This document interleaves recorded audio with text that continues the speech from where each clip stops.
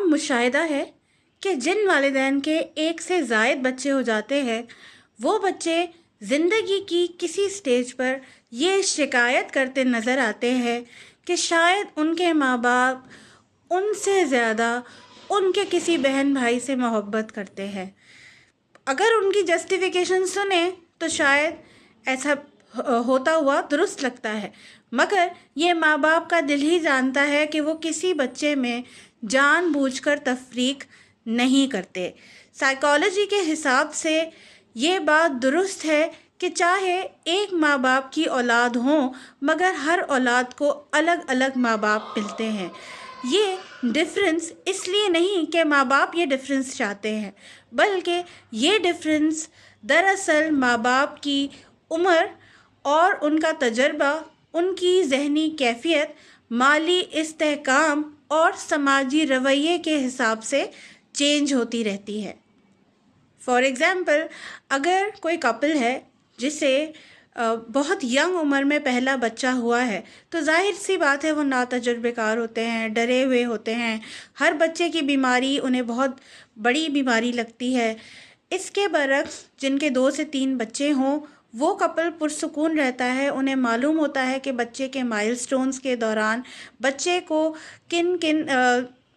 تجربات سے یا بیماریوں سے گزرنا پڑ سکتا ہے، ویکسینیشن کا درد کیا ہوتا ہے، ویکسینیشن کا ٹائم کیا ہوتا ہے، کس ویکسین کے نتیجے میں بخار بھی ہو سکتا ہے،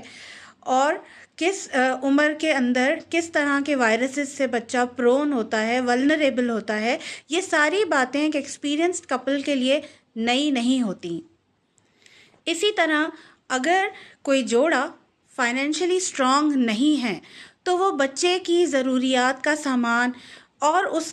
سے ریلیٹڈ سٹریس میں مبتلا ہونے کی وجہ سے شاید انڈائریکٹلی بچے کو انسیکیور بنا دیتا ہے، فائنینشیل ریسورسز کا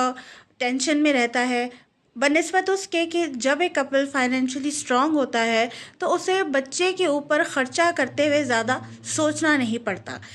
اس سچویشن میں بچہ سوچنے لگتا ہے کہ میں جب چھوٹا تھا تو میری یہ ضرورت پوری نہیں کی گئی اور اب میرے بہن یا بھائی کی یہ چیز آرام سے پوری ہو رہی ہے۔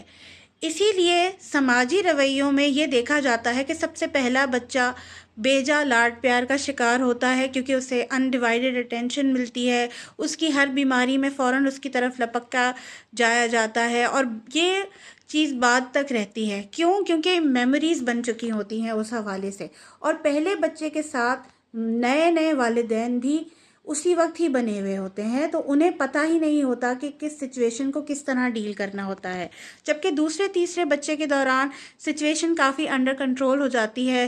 والدین کو سمجھ آ جاتا ہے کہ کیا سچویشن کے اندر ہم کس طریقے سے معاملات کو ڈیل کریں۔